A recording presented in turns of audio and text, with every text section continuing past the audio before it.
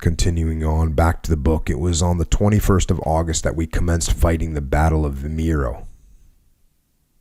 The French came down upon us as a column, and the riflemen immediately commenced a sharp fire upon them from whatever cover they could get a shelter behind, whilst our cannon played upon them from our rear. I saw regular lanes torn through their ranks as they advanced, which were immediately closed up again as they marched steadily on. Whenever we saw a round shot thus go through the mass, we raised a shout of delight.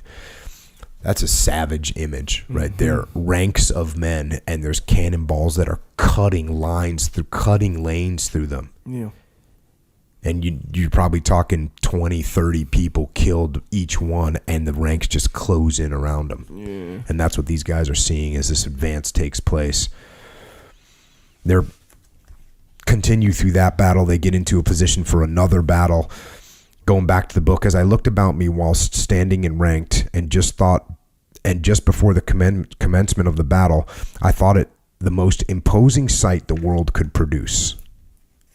Our lines glittering with bright arms, the stern features of the men as they stood with their eyes fixed unalterably upon the enemy, the proud colors of England floating over the heads of the different battalions, and the dark cannon on the rising ground, and all in readiness to commence the awful work of death with a noise that would deafen the whole multitude.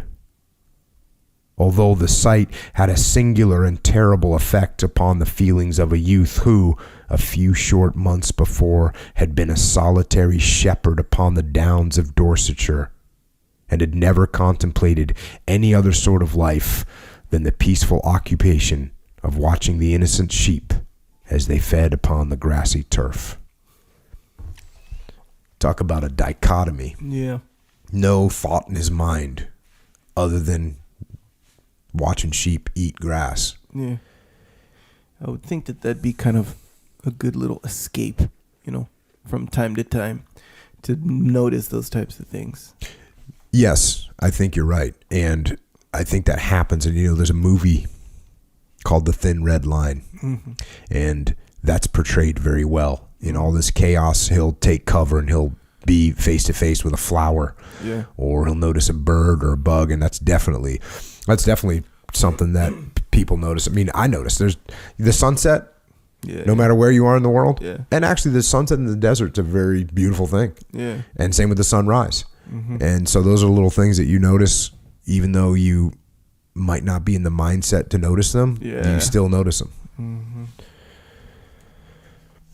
Back to the book. The battle commencing immediately, we were all soon hard at work. The rifles, as usual, were pretty busy in this battle. The French, in great numbers, came steadily down upon us, and we pelted away upon them like a shower of leaden hail.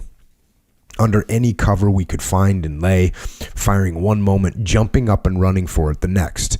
And when we could see before us, we observed the cannonballs making a lane through the enemy's columns as they advanced, as they were huzzahing and shouting like madmen. The battle soon became general.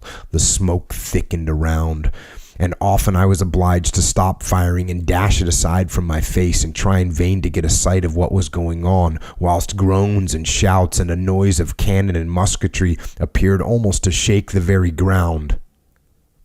It seemed hell upon earth, I thought.